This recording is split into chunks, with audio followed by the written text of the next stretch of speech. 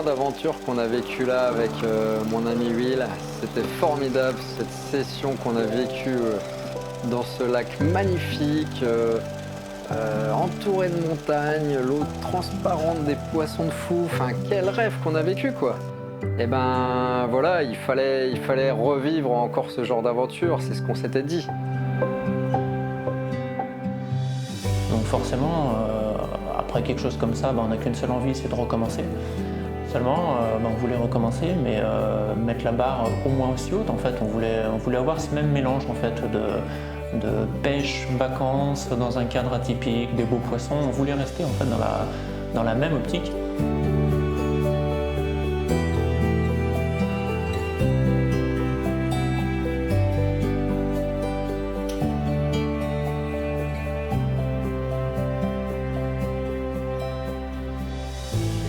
Il y avait dans un coin de la tête un lac qui me faisait de l'œil depuis quand même pas mal d'années. Et en fait, il cochait toutes les cases quoi, sur le papier. Des beaux poissons, un décor fabuleux, entouré de montagnes, en plus assez loin. Donc il y avait le côté aussi voyage qui était cool. Donc je propose l'idée à Will. Bon bah forcément, il signe direct. Tous les deux, c'est banco.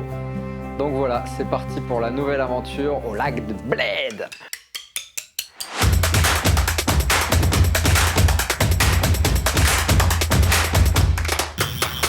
Ça tourne au carnage. On a fait en 2 heures le nombre de touches qu'on a fait en 3 jours. Donc, pas la peine d'en dire plus.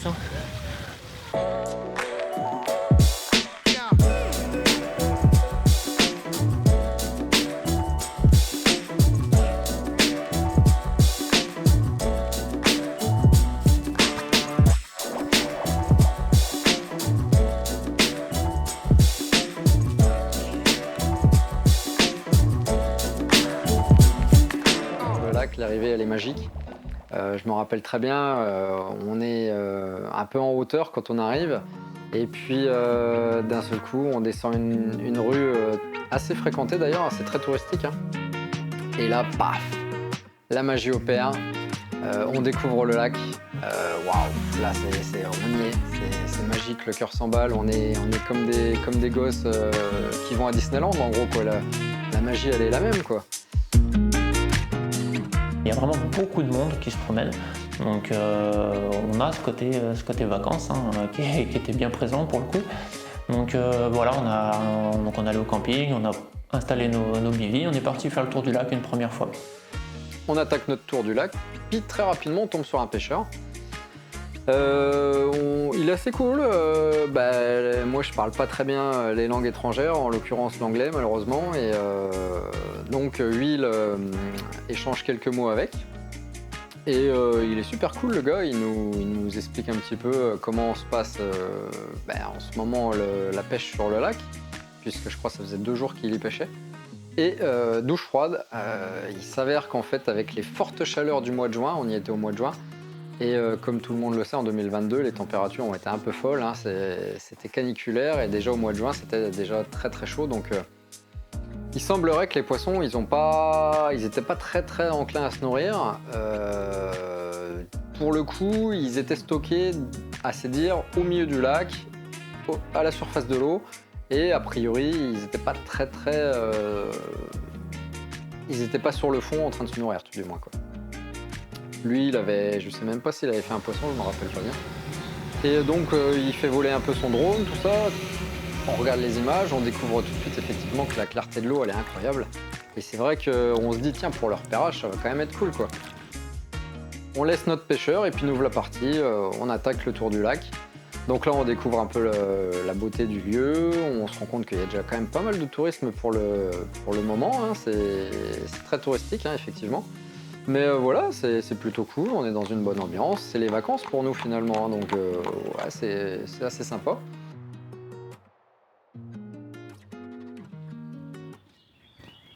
Donc là, la technique des très bons carpistes, on s'est mis en fufu derrière des pêcheurs et on regarde comment ils font, quel matériel ils utilisent, les appâts. Normalement, on devrait y arriver. Donc voilà, petit tour de vélo, Will il me suit, on regarde un peu partout et il semblerait qu'on ne trouve pas de carpe, quoi. Donc là, on commence à se poser des petites questions, tout ça. Bah, elles sont où? Elles sont bien quelque part. Est-ce que le gars, il nous a dit la vérité, machin? Bon, bref. On voit bien un petit stylure ou deux, on voit des bancs de petits poissons, on voit un peu ce genre de choses, mais on voit pas de carpe, quoi. Et puis on arrive au niveau... déjà on repère un poste qui nous fait un peu de l'œil sur le chemin. Mais bon voilà, un poste qui est à peu près au milieu de distance de marche depuis le camping.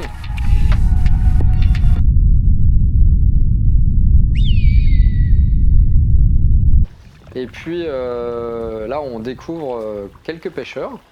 A priori, leur ressenti est le même. Ils ont l'habitude de venir et ça se passe pas comme d'habitude. Les poissons sont pas mordeurs en bordure. Le stalking ne fonctionne pas trop. Et pas du tout, a priori même. Et puis, eux aussi avaient un drone, eux aussi avaient vu les poissons au milieu du lac. Bon, c'est pas super encourageant. Et puis là, pauvre, d'un seul coup, on sait pas pourquoi. En extrême bordure, on voit, mais enfin moi je me rappelle pas avoir déjà observé un poisson aussi gros de ma vie. Hein. C'était, je saurais même pas dire, mais c'est un poisson de 30 plus, mais peut-être même 35, j'en sais rien. Il était énorme ce poisson, j'avais jamais vu ça, quoi. Un poisson tout noir, magnifique, une grosse miroir, mais dans l'eau c'était impressionnant, quoi. C'était vraiment un... On se dit, wow, le truc de fou, quoi. On était choqués un peu, quoi. Et on observe un peu le poisson. Forcément, il y a un pêcheur qui est un peu tout comme nous à côté. Il essaye de la pêcher. Enfin, bon, voilà. Donc on le laisse, on continue le tour. Et là, ça nous rebooste un peu, forcément. Mais contre toute attente, finalement, c'est le seul poisson qu'on voit au fur et à mesure du temps qu'on avance. On avance. C'est marrant parce qu'on reconnaît plein d'endroits qu'on a vus déjà à travers les vidéos. Et voilà, ça c'est assez rigolo d'y être, quoi. On se dit, tiens, on est à Bled, quoi. C'est quand même assez cool, quoi.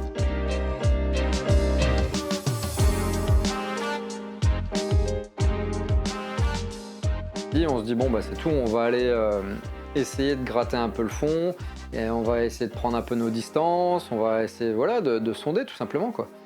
Et puis on part avec une canne à sonder, et puis voilà, les deux novices en maraude, ça nous a fait rire parce qu'en fait, là où on a commencé à sonder, en fait, on le savait pas, hein, mais on a sondé pile devant une espèce de maison des pêcheurs. Et tout de suite, il y a quelqu'un qui a été vers nous en nous disant que on pouvait pas faire ce qu'on était en train de faire, quoi. Il s'est avéré qu'en fait, du moment où on prend une canne à sonder, c'est une action de pêche. Et pour eux, une action de pêche, on doit utiliser notre journée de pêche, quoi. Donc j'aime autant vous dire qu'au prix de la journée de pêche, on s'est dit bon c'est tout, on va pas sonder aujourd'hui. Et puis on le fera quand on sera en pêche, quoi.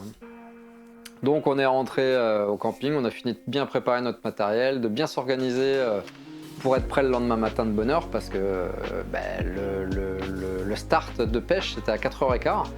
Donc nous, à 3h du matin, on allait être sur le vélo. Will, il n'avait pas de vélo, lui, donc il a pris une petite brouette de pêche. Ce qui fait que lui, il avait un peu plus de temps pour venir sur le poste, mais avec ma charrette et lui, sa brouette de pêche, on arrivait à emmener vraiment pas mal de matériel pour pouvoir être à l'aise au bord de l'eau, quoi.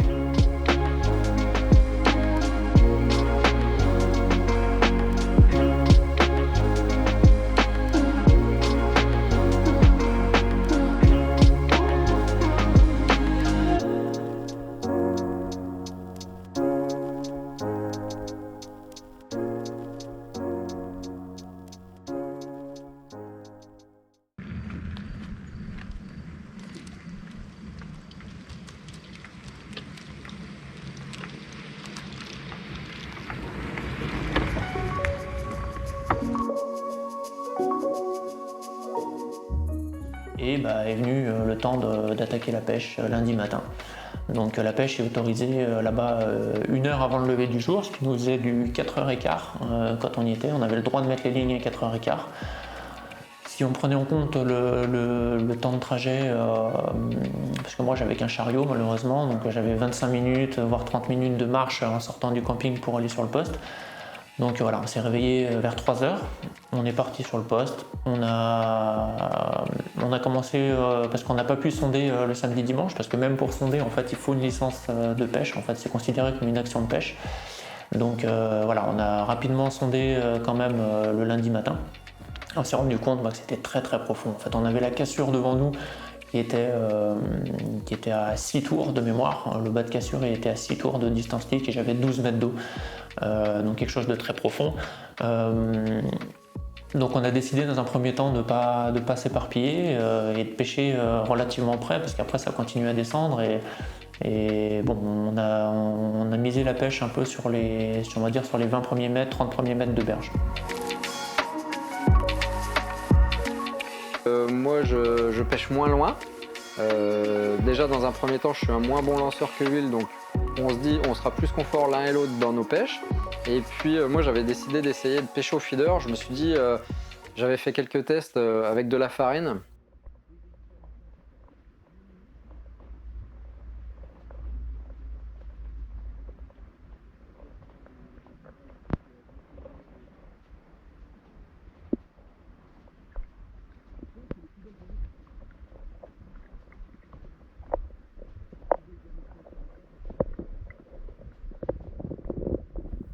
Et je me suis vite rendu compte que en fait les blancs ils étaient très très actifs et tout de suite sur l'amorce ça les avait vraiment mis en ébullition. Donc je me suis dit si ça marche aussi rapidement avec de la farine, je pense que ce qui pourrait être intéressant en utilisant la farine en fait, c'est déjà je pourrais créer de l'activité au fond et en plus de ça les particules elles remonteront forcément à la surface et je me dis si les poissons sont, comme tout le monde le dit, stockés à la surface, les effluves qui montent un petit peu du fond, sur le papier, je me disais, voilà, ça peut peut-être les inciter à descendre. Donc voilà, ça c'est l'approche qui est mise en place.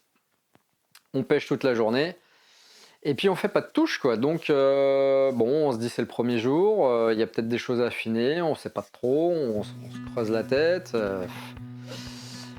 C'est pas facile au début, hein, on sait pas quoi. On a quelques petites infos ici ou là, mais c'est quand même de la découverte quoi. Et puis il y a un petit jeune à local qui passe derrière nous, il nous dit bah alors les gars vous pêchez comment machin et tout. Donc lui il lui explique un peu et alors, il nous dit ah mais non les gars faut pêcher plus loin, vous pêchez trop au bord et tout ça. Puis nous on se dit waouh, faut pêcher plus loin.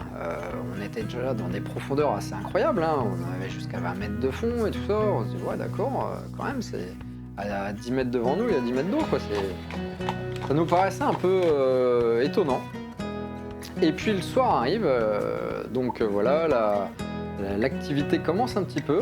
On voit quelques poissons qui sautent. Par contre, les poissons sautent très très loin, quoi. Bien dans le cœur du lac. On va dire les premiers poissons, on les voit sauter peut-être à 250-300 mètres, quoi. Donc c'est assez loin. Et puis ça bouge, quoi. Hein. Il y a quand même de l'activité. Donc Will, sur un coup de poker, un coup de tête, il se dit bon, allez hop, ça coûte rien d'essayer. Il prend une canne, il la pète le plus loin qu'il peut. Il balance 10 billes autour. Et puis Inch'Allah, hein, pourquoi pas essayer quoi. Et puis 10 minutes après, la canne elle part.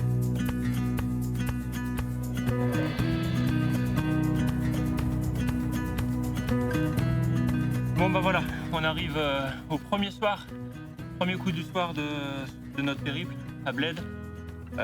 Journée qui s'annonçait pour le moins difficile. Donc on avait choisi le poste, comme on vous avait dit. On avait grande confiance. Arrivé le matin dessus, des sauts tout de suite, des sauts. Donc ça met en confiance, mais au bruit c'était un petit peu loin. La journée s'est passée, on a vu des poissons en surface. On n'a pas déclenché de touche. Ça a été compliqué. On a eu des infos que des poissons étaient à l'autre bout du lac. Et voilà, arrivé au coup du soir, l'intensité de l'activité est revenue, des sauts. Et j'ai décidé d'allonger le plus loin que je pouvais sur ces sauts. Et 10 minutes après, la canne part. Et ben voilà, ça fait 1 an que le projet est né. Ça fait 1 an qu'on regarde des images, des vidéos, qu'on voit des pêcheurs avec des poissons posés en face de l'église. Cette fois, c'est à nous. Ça y est, la première est là. première carpe slovène. Et boum! Donc on remet le poisson à l'eau et puis là, ce qu'il faut savoir c'est que l'huile, une fois qu'il avait décroché la carpe, il a quand même repété la canne à l'arrache sans réfléchir, hein, juste en l'achetant le plus loin possible. Et il a suffi juste le temps de la séance photo pour qu'il y ait une deuxième touche sur cette canne. Donc ce coup-là, partage oblige, c'est à moi de faire le poisson. Ouah, on a chacun notre poisson dès le premier jour, sur une approche totalement différente qu'on avait prévue initialement. On se dit waouh, cool quoi. Bon, il y a quand même quelque chose à faire. Première soirée. Vas-y mon pote, on s'en fout, tape-moi en 5.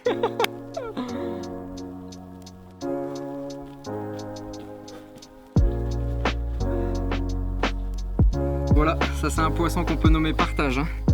Clairement, Will, il a suivi le feeling de la petite discussion avec les jeunes. Tout simplement, on était peut-être un petit peu trop proche de notre bordure. Des petits jeunes, des petits locaux nous ont un peu aiguillés. Une canne propulsée, 10 billes autour. Et puis premier poisson, on rebalance la canne à l'arrache, le temps de faire les photos avec Will. Et boum, juste avant le gong final de la journée, un deuxième magnifique poisson. J'espère que c'est le début d'une longue série. Et puis à 3h du mat, deuxième jour, c'est parti quoi. L'excitation, paf paf, c'est reparti, le vélo, tac, nos petites habitudes. On arrive sur le poste, on met tout en place. Et puis comme la veille, on essaye dans un premier temps, parce qu'on voit quand même qu'il y a quelques poissons qui sautent. On se dit, tiens, faut pas faire de bruit quoi. On balance juste des cannes, donc moi pour le coup avec de la farine, mais sans fioriture, on réamorce pas autour. Et puis Will, il doit acheter ses cannes, mais juste, je sais même plus, il doit mettre quelques billes autour. Mais vraiment très très peu de nuisances pour essayer s'il y a des poissons sur le spot, d'essayer de les faire au plus vite.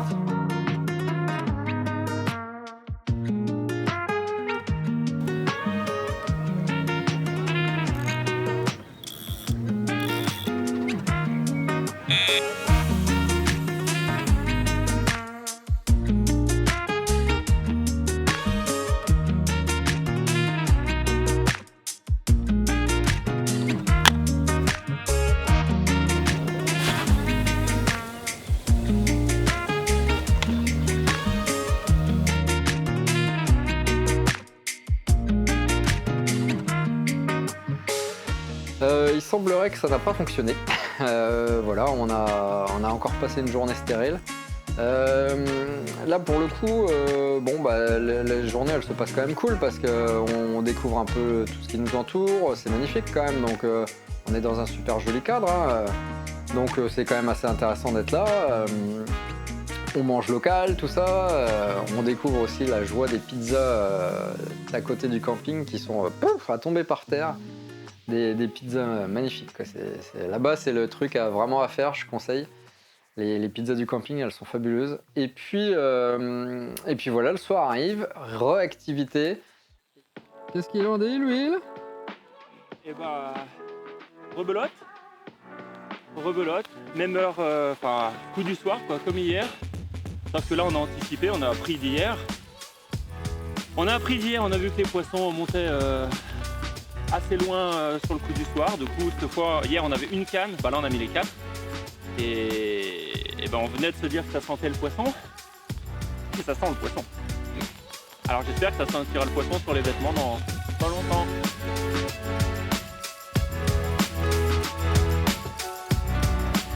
Oh, donc là il y a que par banc. Il doit y avoir un de ces bancs, mon pauvre. Putain. On pêche comme il faut en tout cas. Ouais mais... Par contre on a une épuisée.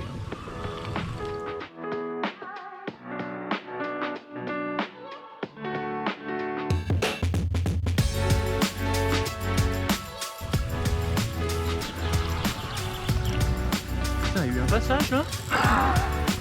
Eh, c'est les deux cannes du milieu, c'est bizarre hein. Bah, il doit y avoir un banc. Ouais, mais pourquoi c'est pas à droite ou à gauche que c'est parti? Ma canne de gauche est... Tu sais quoi, viens de mon côté. Et là une petite troisième qui part, ça serait cool.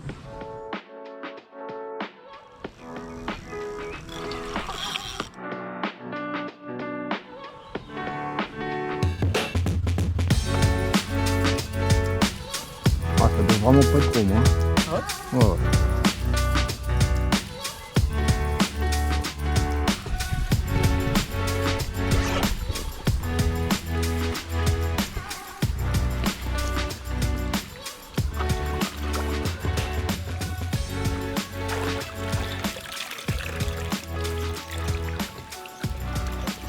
Donc là, super content, forcément, on fait encore des poissons. On comprend la stratégie à mettre en place, pour le coup. Et puis voilà, on se dit génial quoi. Sauf que il s'est passé quelque chose ce fameux mardi, c'est qu'on a eu la visite d'un local qui est assez réputé là-bas, qui connaît vraiment bien le lac. Et il a eu la gentillesse de passer nous voir pour discuter un petit peu forcément. Et en fait, il nous a donné un renseignement qui était un peu... on s'y attendait pas trop quoi, c'est-à-dire qu'en fait, il y a l'organisation d'un concours européen ou mondial, je sais plus bien, d'aviron. Et il s'avère qu'en fait, sur le poste sur lequel on est, on pourrait plus y pêcher. A priori, l'organisation va créer un chemin juste devant notre poste et en gros, on n'aurait même plus le droit d'y pêcher, quoi, a priori. Bon, on se dit mince, déjà, il n'y a pas énormément de postes, malgré que le lac soit super grand. Il y a quand même beaucoup de zones où on peut pas pêcher. On se dit mince, ça réduit encore. En plus, il va y avoir de la nuisance, tout ça. Waouh, on se dit mince. Mais le mec, super cool, il nous dit non, mais c'est pas grave, il y a un plan B. Vous allez là-bas, vous faites ci, vous faites ça, tac tac, ça va bien se passer. Bon, c'est tout. Nous, on est un peu dépité, mais on se dit bon, c'est tout, parce que nous, on avait quand même prévu de passer la semaine là, quoi. Troisième jour arrive. Là, du coup, on y va un peu par culon, mais on se dit bon, c'est pas grave. On se dit allez, on est quand même à Bled. En plus, le poste est beaucoup plus près, donc moins de marche, c'est plus cool. En plus, ça descendait beaucoup plus doucement, donc on pouvait un peu aller dans l'eau pour jeter les cannes. C'était quand même c'était beaucoup plus confort.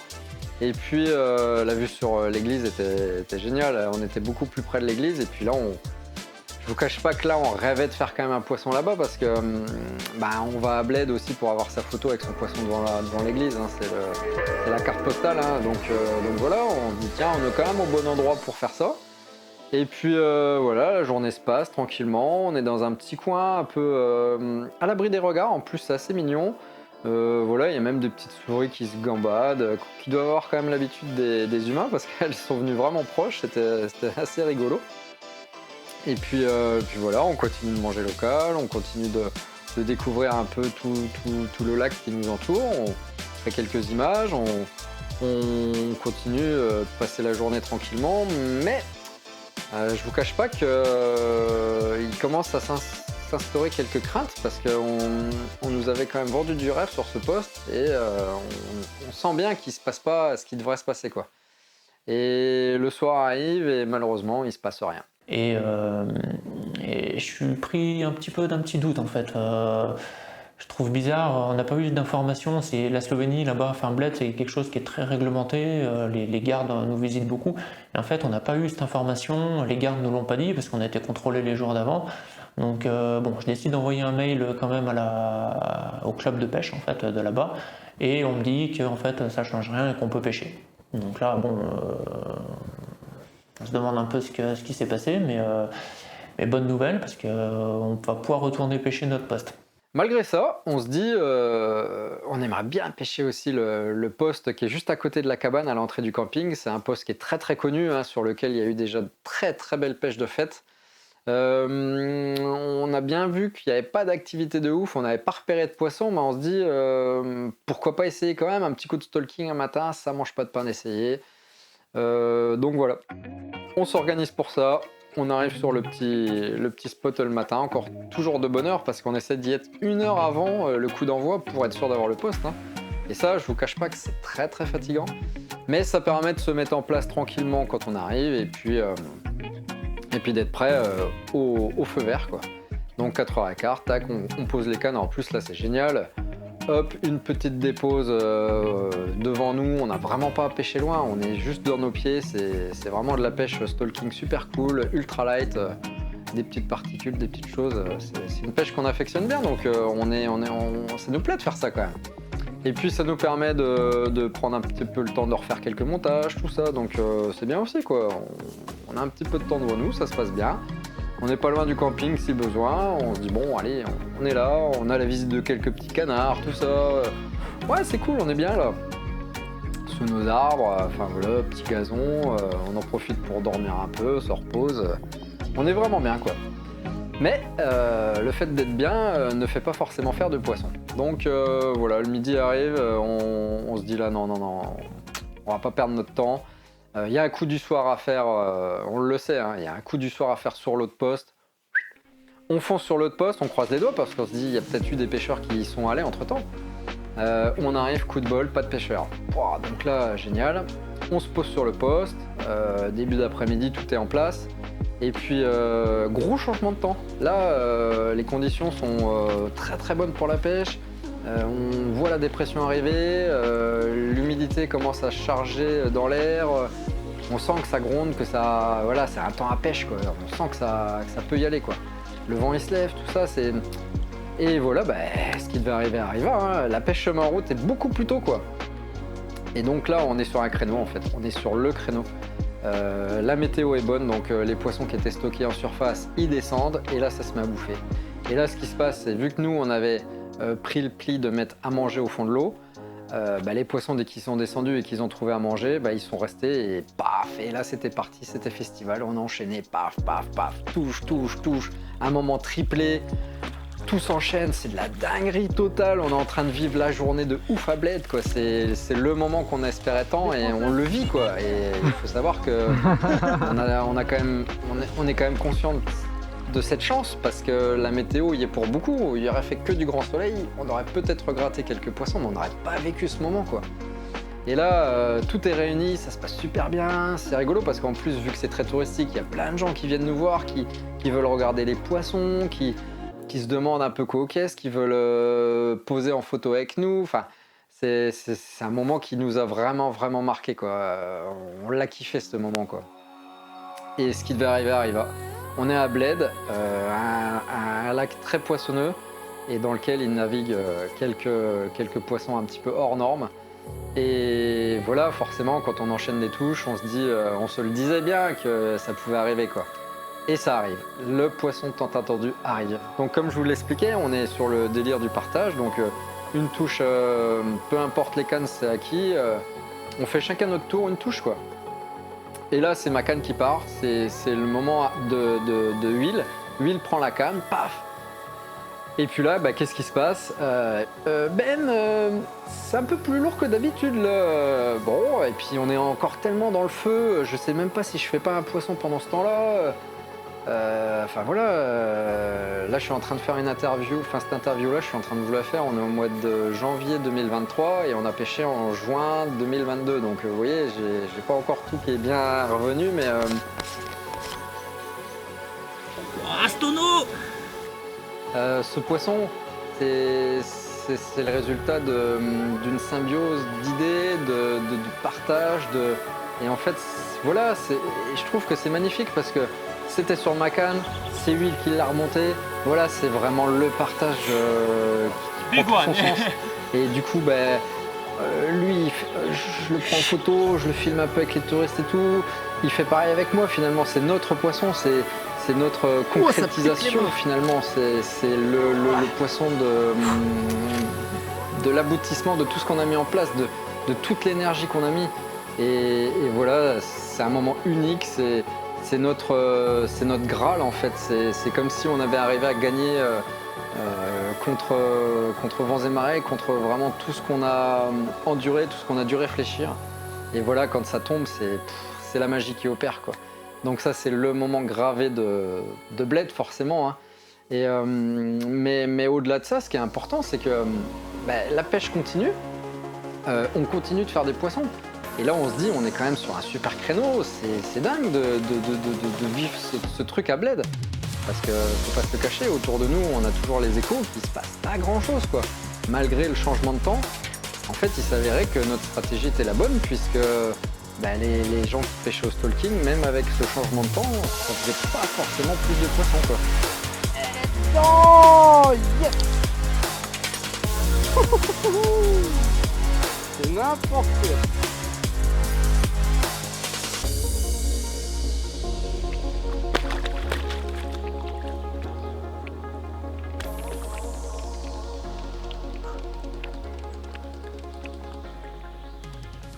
Ouais, en fait c'est lourd, hein.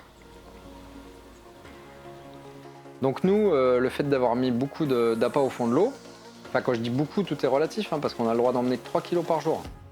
Mais on avait quand même décidé de les mettre, ces fameux 3 kilos de billes. Donc ce qui faisait que peut-être que quand les poissons ils ont décidé de descendre et de mettre la tête dans la boue, ben voilà, il y avait à bouffer sur notre spot. On arrivait à les faire, quoi. C'est pas plus compliqué que ça, quoi. Surtout qu'a priori les poissons sont pas forcément très compliqués en soi. Du moment où ils ont faim et qu'ils mangent, bah on les fait, quoi. Hein. C'est pas, enfin, ça semblait pas si compliqué au final. Et donc voilà, la journée s'achève, on finit sur une note incroyable. Hein. On se dit bon, le lendemain, ce coup-ci, à même pas réfléchir, on revient là direct. Et là, on rentre au camping plein d'espoir. On se dit là, ce qu'on vient de vivre, il y a peut-être moyen de le revivre demain, quoi. Et le temps a retourné, c'est devenu plus chaud. On avait cette compétition d'aviron, parce qu'en fait c'était l'entraînement. A priori, le jeudi, quand on a fait les 10 touches, il y avait un peu moins de monde. Et le vendredi, il y a eu énormément d'avirons. On a perdu cette météo carpie, on a eu à nouveau beaucoup de soleil et tout. Et ça s'est pas passé pareil. Néanmoins, on fait quand même 3 touches. 3 touches le dernier jour. Le carré sympa.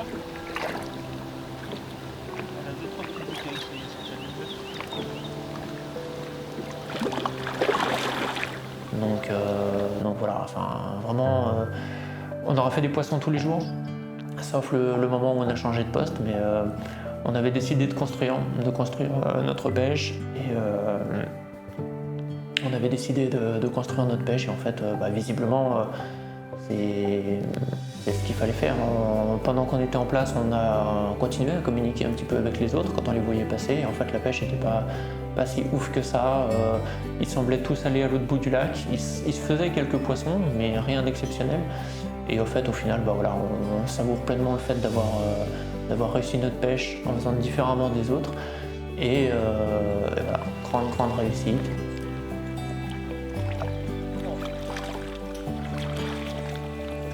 Ouais, belle. Moi j'avais un petit peu peur de faire des poissons un petit peu abîmés par la pression de pêche parce que c'est quand même pas mal pêché. On a eu la chance de choper des poissons vraiment sains, en pleine peau, bien portants. On a fait des petits, on a fait des gros, on a fait vraiment de tout. Des communes, des miroirs, un peu de toutes les formes. Donc sur le plan esthétique, nous qui sommes quand même assez friands de jolis poissons, on a été gâtés, je trouve. Et au fait, au final, on savoure pleinement le fait d'avoir réussi notre pêche en faisant différemment des autres. Et voilà, grande réussite. On a plié le vendredi soir vraiment le cœur léger avec vraiment le sentiment de réussite. On avait une nuit de plus au camping, on voulait récupérer de la semaine parce qu'on dort très peu. On est au camping à 23h, on se relève à 3h. Enfin voilà, c'est une pêche physique, il faut le savoir. C'est une pêche, si on veut vraiment pêcher à fond, si on veut se donner les moyens et d'y aller du lever du jour à la nuit, c'est physique. Donc voilà, on a dormi une dernière nuit au camping. Et puis on est rentré le lendemain, on est rentré en France, donc on a avalé les 1000 km. On avait un peu l'appréhension, on se disait, mais imagine, on fait pas de poisson de la semaine, le retour, personne ne va parler dans la voiture. Et là, non, c'était exceptionnel, quoi. Enfin, on s'est déjà retracé notre session pendant les 9-10 heures de voiture.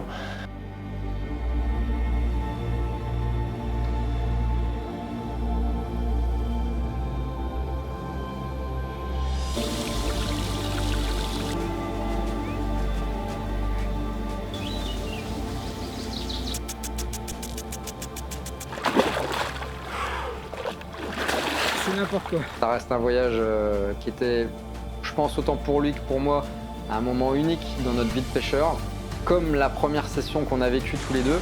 Et ce qui fait qu'aujourd'hui, on a à notre actif quand même 2 sessions qui sont mémorables, qui sont dans des paysages époustouflants avec des poissons incroyables. Donc, est-ce qu'on fera une 3e pêche ensemble? Je sais pas. Parce que là, on a mis quand même la barre très haute 2 fois. Est-ce que la 3e, ça sera une fois de trop ou est-ce qu'on aura encore la chance de vivre ce truc? Ça, c'est le temps qui nous le dira. Mais là, si on en reste là, on aura vécu vraiment 2 choses plus que incroyables. Et je vous souhaite vraiment de trouver la personne et de trouver le lieu pour aller vivre ces choses-là parce que ça reste gravé. Et ça, c'est des choses qui n'ont vraiment pas de prix et qui méritent d'être vécues.